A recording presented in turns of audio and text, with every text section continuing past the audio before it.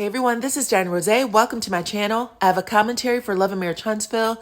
This is season 4B, episode 25, and it was called Preaching to the Liar. You guys, this is by far the best episode of season 4A and B. Okay, we got honest scenes. Everyone talked about their own business. It was great. So go ahead, hit that like, subscribe, and that notification bell. That will help others find this video. And as always, I appreciate you guys rocking with me. So let's get into it. So the scene picks up exactly where it left off at Stormy's peace party. Melody tells Destiny that she spoke to her when she came into Madani. Then Destiny said, well, I didn't hear it. Stormy says, now that you know what happened, does it change how you feel? Destiny says, nope. Melody stares at Destiny, but she doesn't give her any reaction whatsoever. Stormy gasps in shock. Kimmy shakes her head and makes a face like, this girl's so childish. And Tisha, her eyes actually lights up with glee, okay? But the rest of her is expressionless. Then Destiny asked Kimmy if she heard Melody say hello. Y'all remember they were pretty close to each other in the store. Kimmy says, yes, I heard her say hello to both of us. Kimmy also says, I also remember me and Tisha trying to talk to you. You completely shut down after Stormy arrived, and you were even worse after Melody came in. Then Destiny had the nerve to say, yeah, I was upset, but you couldn't tell. That's when Tisha jumped in it and said, girl, we could tell. It was written all over your face and your body language was completely shut down. Then Destiny's cousin and backup jumps right on in and said, you know what? I was paying attention to you, and I think it was because you had a prior situation with Stormy and Melody, and you felt away. Shit, I would have felt away too. Then Stormy jumps in and says, this is a good step forward. Is it safe to say that you guys are cool? Then Melody says, listen, it's crazy that we can't normalize being okay with how people feel. It's okay if people don't want to get over something. It's okay not to want certain relationships. It's okay not to spend time with people. It's okay to cut people off.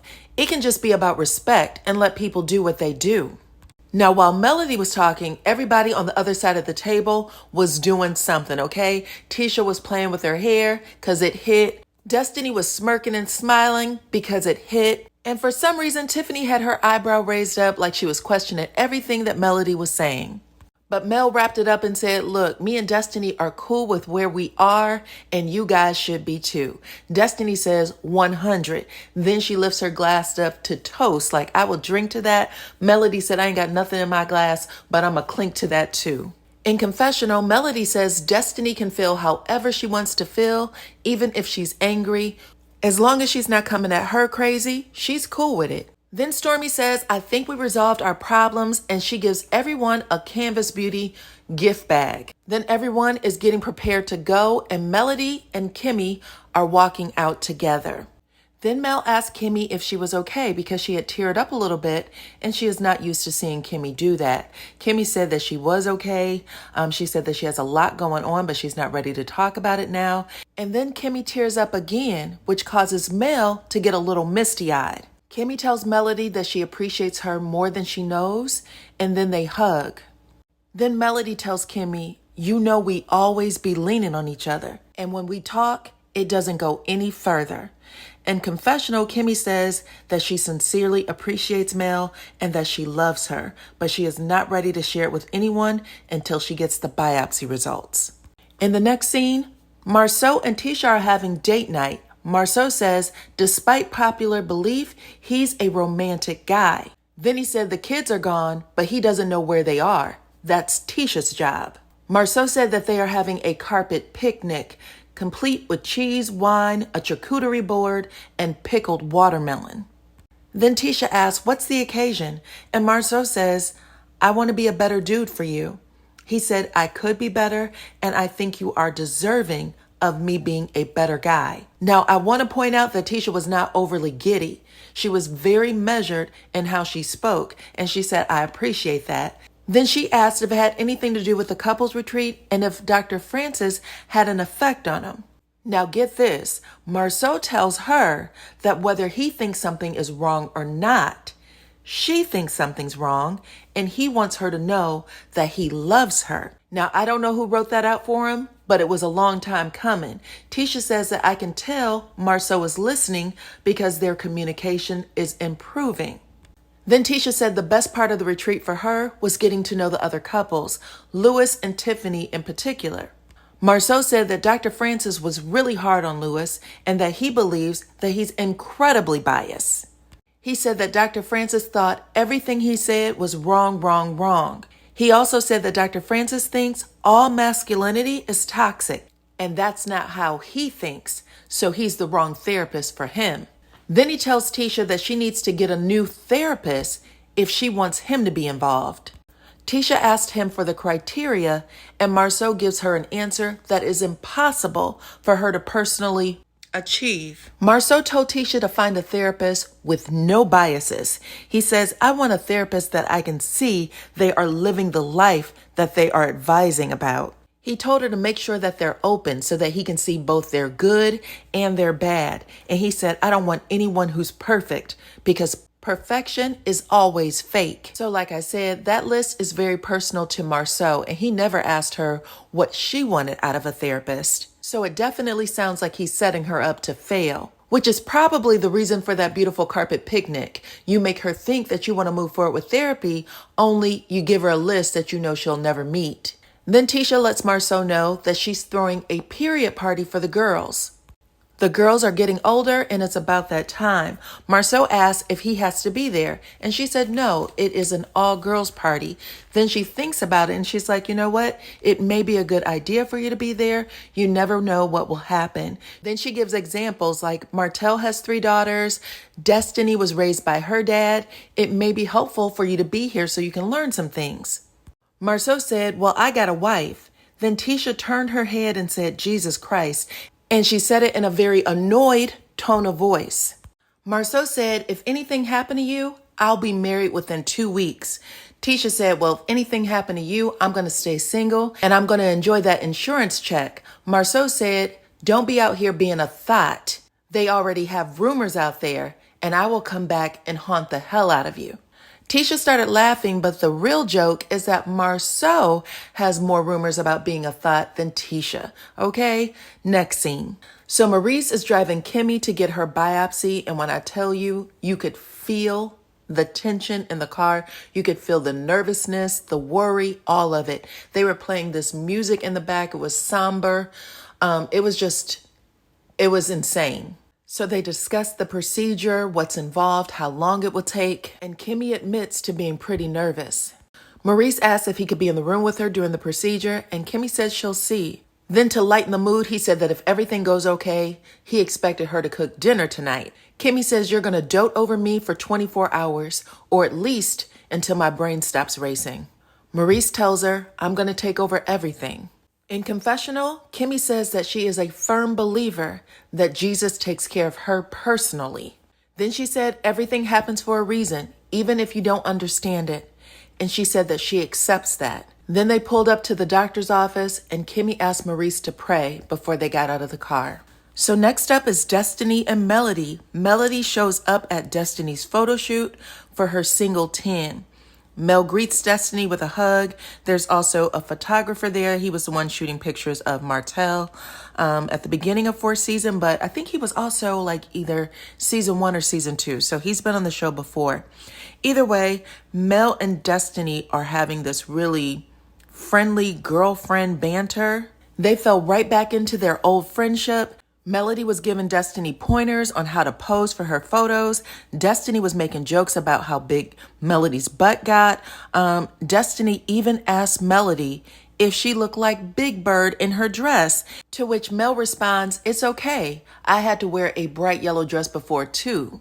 In Destiny's confessional, the producers ask her, how do you feel about Melody stopping by? And Destiny says, honestly, I don't know. And then we get into it. Melody and Destiny sit down to talk. Mel thanks Destiny for inviting her to the photo shoot. Destiny tells Mel that she was nervous for her when she was leaving Stormy's house because you know don't know how to drive in the dark, girl. Melody smiles and said, yeah, that's true. Like literally they fell right back into their old ways, showing concern for each other, all kinds of stuff.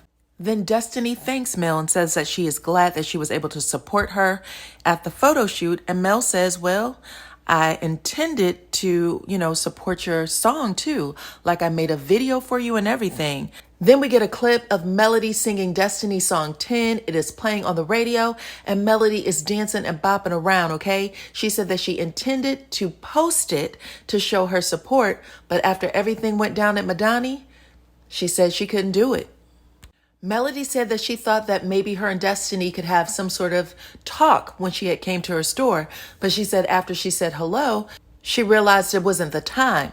Destiny said, well, when I didn't say hello back, what were you thinking? And Melody said, I thought you didn't want to be bothered. Destiny responded, interesting, but in confessional, she said that Melody should expect for others what she expects for herself. Now, that's probably the wildest thing I've ever heard, to expect for others what you expect for yourself, because you might have some low expectations. You know what I'm saying? But you guys, even though I could tell that Destiny missed the friendship, and I'll even say that Melody missed the friendship, one of them needed to bend and neither one of them were willing to.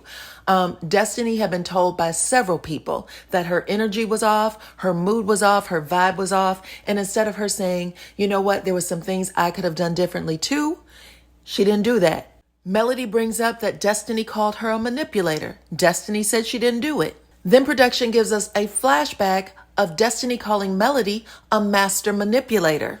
Hence the title, Preaching to the Liar. Then Destiny tells Melody, you called me a liar when we were at brunch. And Melody said, well, if we were talking about this, I probably did. Then Destiny attempted to rehash that brunch conversation where she said Melody pulled a business project from her and that Melody's friend told Destiny she needed to talk to Mel before they could go any further. Melody admits, I did not call you back. Then she also says that she is at peace with what happened last year and she has no intention of rehashing it. Then Melody puts the nail in the coffin and she said, listen, we are not friends anymore, but I want to be able to speak to you if I see you out in public at dinner. I want to be able to say, hey. And if we are in the same shared space, I want us to be able to say hey to each other without having any drama. And Destiny has this weird smile on her face and she's nodding, but she's just staring off. Then she looks back at Melody and she says, you love me, don't you? And then we get this flashback of their friendship. Scenes of Destiny holding Sugar Mama. We saw her consoling Melody when she was, hurt with everything that was going on with her ex. And it's at this point that Destiny realizes that any hope that she had for them maybe reconciling that friendship was done. And Mel just got super quiet and it was like she was trying to fight back tears in this scene. Then for closure, Destiny says, this is the end of Mel and Des.